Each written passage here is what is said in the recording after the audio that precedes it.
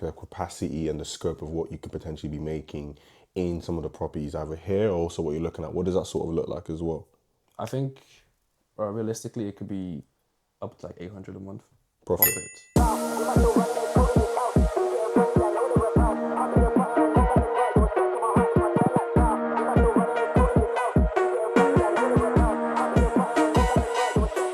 Guys, welcome back to the Freeman Riches YouTube channel, and today we're in Derby, or Derby if you're a bit down south. Today I'm meeting up with Russell, one of my mentees in my one-to-one coaching program, and we're gonna see his brand new Airbnb. So come guys, let's go for the tour.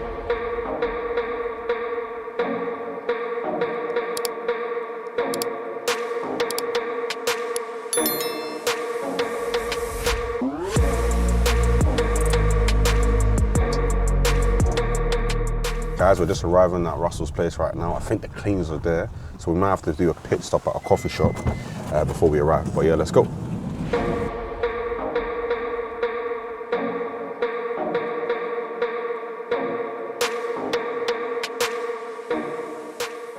Guys, welcome back. Finally with Russell at his free bed in Derby, whatever you want to call it. So yes, so Russell, please give us a tour of your Airbnb, take us through. Yep. Should we start with the kitchen first and maybe go upstairs and we can come back down? Yeah, let's go. Living room. This way.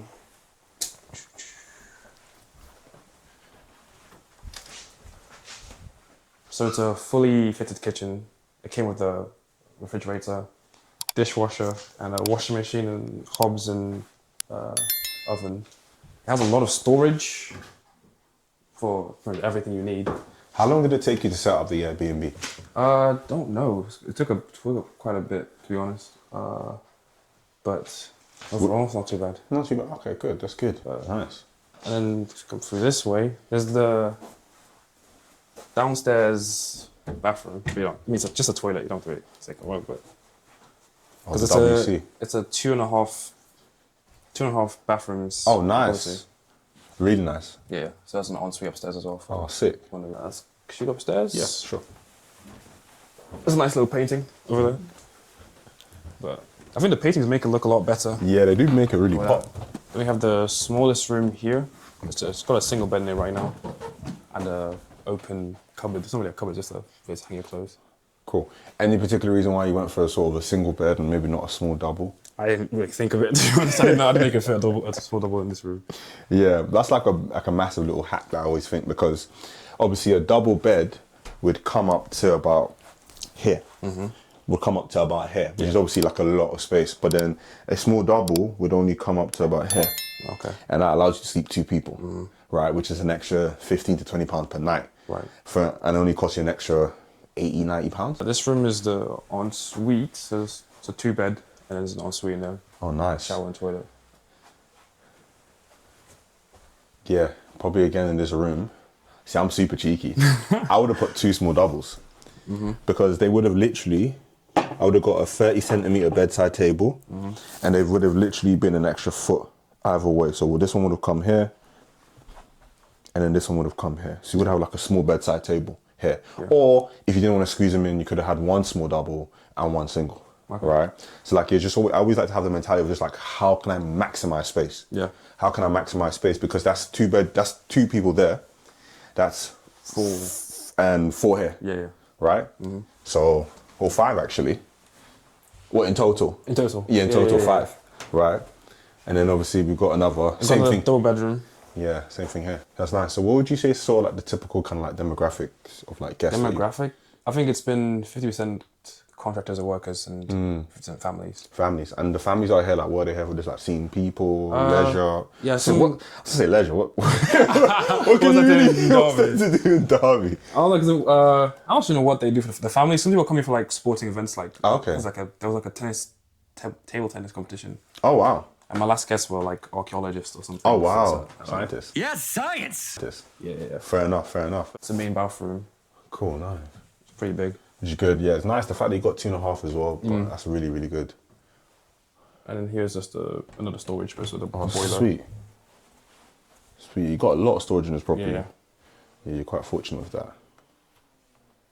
Cool. So guys, hope you appreciate the tour. Now we're gonna go downstairs and I think see the living room now. Yeah. After you.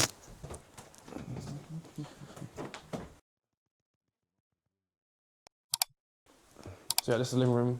Amazon table, Amazon chairs. There's Jeff Bezos all over. Yeah. And then that is a sofa bed. Oh, really? Yeah.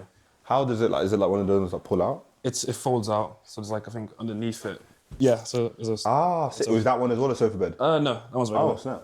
So just one sofa bed. Oh, sick. So how many people we sleeping then in total currently? Max 6 people. Max 6 people. That's just good. Yeah. Which is good. So Russell, thanks for the tour. Thanks for obviously having us at your beautiful Airbnb. So Russell, for people who don't know a bit about yourself, please tell us a bit about yourself, what you do, sort of why you sort of stumbled into the world of property. So 2021, I finished uni, computer science. Nice. Started working straight away. Okay. And it's pretty much from an early age, I've been trying to do stuff outside of work. So I was doing like music, car rentals, sick. so anything business related. Yeah, sick. Then I found a property, and I was like, you could make some money from it. It's a little more risky than an online business, but it's more safer maybe. 100%. Like, as in, it's guaranteed to work most of the Literally. days. Yeah, literally. So yeah, I started researching into property. I did a bit about service accommodation. Service accommodation was mostly what I was interested in. So it was a bit of a smaller part of the course, but I still went away and trying to find my own service accommodation. So I did the letters to landlords, the phone calls. It was nerve-wracking at first, but you do get used to it. You get used to it after a while. But then I got kind of impatient because it takes a while to get one to land. So I had like maybe 200 letters, 100 phone calls. Snap. Yeah. So I went through Deal Sourcer to find this property. I ran the numbers. So just for those who are watching, people might not know what a deal sourcer is, right? So if you can sort of like simple terms. A deal sourcer is someone who will find a property that they would say is profitable for any. Well, it could be for any. It could be HMOs, it could be Airbnbs. But for this was Airbnb, so they'd find properties. They do their own calculations, and then they'd display a spreadsheet saying, "This is what we found about this property. Would you be interested in acquiring this property?" So I paid them a deal sourcing fee to acquire this property. So they had already the contract set up with the landlord, with the estate agents. So which means the minute I signed it, it was ready to go. Perfect, cool. Just to get it set up, and then from then on, I think that was June 2023. June 2023. It's been 2 years. 2 years, yeah. Yeah, you learned a lot about business. Yeah. Especially because I think I didn't know what I was doing 100%. So I was like, pricing, I didn't know. Pricing is very important. And I was pricing underneath what it should have been because I wasn't really confident in what I was offering, so I didn't know what I was doing. 100%. And I thought if I lower price, it would mean more bookings. Makes it sense. meant more bookings, but it didn't mean Makes sense. break even or whatever. Okay, no, good. That's quite I think your journey is obviously one of like a lot of sort of like stand entrepreneurs who are sort of trying to find themselves on way. One thing like I really love about property is like there are obviously new different like the smarter or newer strategies of property, but it's still backed against real estate, which has been here for hundreds of years, right? Thousands of years. Like cavemen were doing real estate before. Cavemen were probably doing Airbnb. Come stay in my cave for like 2 rocks for a couple of nights, you know what I mean, on a Flintstone thing, right? And like whatever. But I love it because it's you know, crypto, trading, forex, like it's very digital. Like I can't like conceptualize, I can't feel it, but this is your house. Like if you like you literally said like you're not too far away, you can literally come down, see how it's doing, see how it's performing. You know what I mean? And it's real, right? Like you can say you do property, but whereas if some of the other like, you know, hustles or businesses, like it's very hard. And you can streamline this, you can scale it, like, you know, just sort of I think off camera, you asked, you know, how your cleaner's going on. You said this is the first time you've ever met them in years. That's true. Same thing with your gardener, right? Like, where else can you do that, right? Like very, very minimal businesses. So that's one thing I really like. So you obviously got a deal sourcer in because so that's like obviously again you obviously pay the fee for that, but that's a way to sort of fast track your journey. What would you say are some of the biggest lessons again prior to sort of like working for myself that you sort of found setting up an Airbnb by yourself? I think photos are probably one of the most important things. So the first couple of weeks I didn't have a professional photographer, and eventually I paid for it. A couple $100, but it was worth every penny because it makes your listing stand out a lot more. 100%. And I think having amenities, because I've got 2.5 bathrooms, 2 parking spaces, a lot of space. So I had to make sure everything was available for him to see. 100%. So I think that helped a lot. And multi-platform, being on multiple platforms. Yes. Like Booking.com, Airbnb, and like Agoda, for like they have like international guests basically. Yes. And I think the final part would be having the manager, like a two-key or a guest Channel manager. channel manager. Cool. Because trying to do it independently Yeah, and keep yeah. track of the calendars and Okay, so Maybe it's- again, for those people who might not know what a channel manager is or PMS, property management system, what exactly is that? so basically it's a software that will allow you to basically control all of your properties in just one application. So you can manage the message you send out, the bookings, make sure every calendar is synced, make sure your prices are correct, or you can block calendar. You can basically block calendars whenever you want, and it just makes it instead of having to go into booking.com and do there, Airbnb doing there, you can do it from just one application. Okay, sick. Cool. So as you said, photos, amenities, and obviously having a channel manager were a big, massive thing when it comes to sort of, or one of the biggest lessons that you learn, right? So now obviously fast forward to a couple years later, me and you now sort of get introduced, right?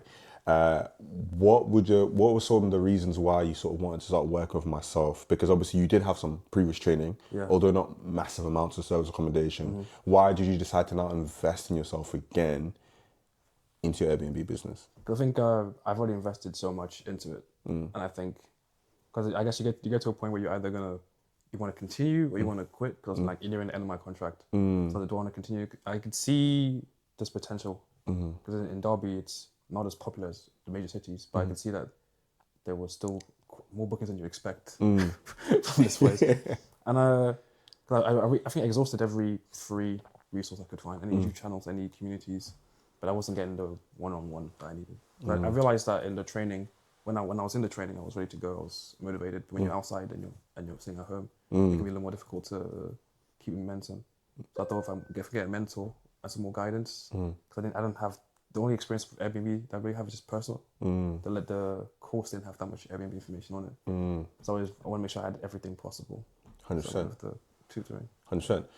So now looking after sort of, going through the program with myself and obviously working one-to-one myself, how has your Airbnb business since changed? Like what have you been able to do? What have you since learned? And how's that also helped your business? I think it helped a lot with the refining because the base was there, but I still had tweaks to make, especially with the price labs, which is a pricing software. So changing the strategies a bit there helped increase my bookings just like a couple percentages. Having those extra listings, I got some more inquiries, maybe not bookings, but still some more traction. 100%. Yeah. 100%. Now, for those of people who are sort of like and ahhing and investing in themselves or looking to either get a mentor or a coach, like what would you say to them? Like, is it worthwhile still trying to do this kind of like your kind of journey way in terms of like trying to do it a bit independently and just trying to funnel it out? Like, what would you sort of advise to those people who are somewhat in your situation a couple of years ago? I'd say go for mentoring. Because I think when I started, I didn't know mentoring was really an option. So I just want to get hands-on and get started. But there's a price to pay for ignorance, I think. So if you can maybe buy someone's knowledge and experience, save yourself some hassle and some pain, I think it's a lot better than just doing it by yourself. No, 110%. Now, in terms of sort of like the figures and sort of like the capacity and the scope of what you could potentially be making in some of the properties either here or also what you're looking at, what does that sort of look like as well? I think realistically it could be up to like 800 a month profit. So in Nottingham or Birmingham, but Derby is probably more about the 500, but it depends on where you are because how central you are makes a big difference compared to. No, 100%, 100%. Within the next 6 or 12 months, where do you see your business being? How many properties would you like to have? How much money do you want to be making?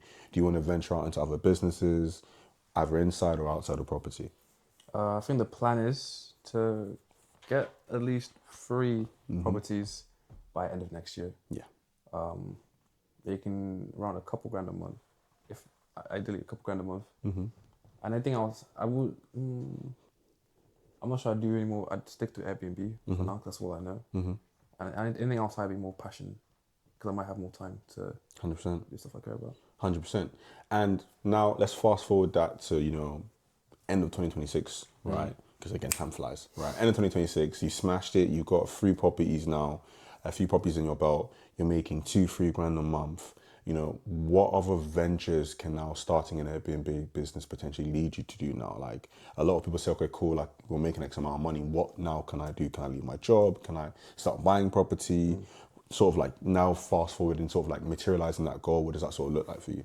I think the first goal would be to buy some properties. Maybe to turn into Airbnbs or just to rent out, but to have something that to get more assets would be the go, and then eventually to maybe leave the job. 100%, right? And I think for me, that was literally sort of my game plan because, you know, again, you know, I'm based in South London, you know, I look at your rent, I was like, flipping out. I was like, that's like parking space. You know what I mean? Like, I sometimes really wish, like, again, Airbnb is such a beautiful model because you don't need a mortgage, you don't need tens of thousands of pounds to get started, right? Depending on where you live, you could, what's the rent on this property? £950. £950, right? Deposit £950. How much do you spend furnishing it? 5. 5k. Yeah. Right. So 5k. Let's just 5k, 1k, 1k. £7,000 all in. Right. £7,000 all in. Saying seemed like this was in a more like you said, like your Nottingham or your Birmingham maybe, where you're touching £1,000 a month. Yeah. You're breaking even anywhere from 6 to 8 months. Yeah. Right. You're breaking even in a property anywhere from 6 to 8 months. You've got the contract for at least 3 years. Right. So literally, let's just say after your next 2 years, that's about 24k in profit from a property you do not own. Yeah. Imagine like now in 2 years, you just hold that income. That's literally a house deposit right there. That's true. That's literally a house deposit from one property you don't own. And then now let's just say throughout those years, you reinvest in. So maybe, you know, we get to month 6, we got another 6, 7k, we invest again. Now we're making 2k a month, right? In another 3 months, we get another 6k. Now we're making 3k a month. Yeah. 2 months, we get a 6k again, we're making 4k a month. Yeah. And that would just compound. And before you know it, you're making 5, 10 grand a month. You're like, I don't need to work, right? I can go from full-time to part-time. Yeah. I can pick up some other passions, music, maybe get back into the rental business, which I don't know. I know a lot of people that complain about the rental business. Yeah. Well, that's another episode, right? But I feel like that's the beauty I love about Airbnbs, because it gives you the capacity to cash flow quick and gives you the opportunity and the freedom to do whatever the hell you want, right? Which is like, it's so good.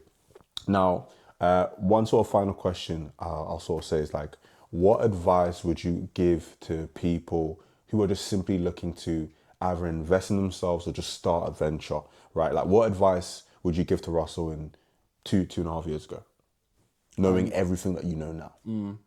I'd say do it, but do it smart, as in find the right people to guide you.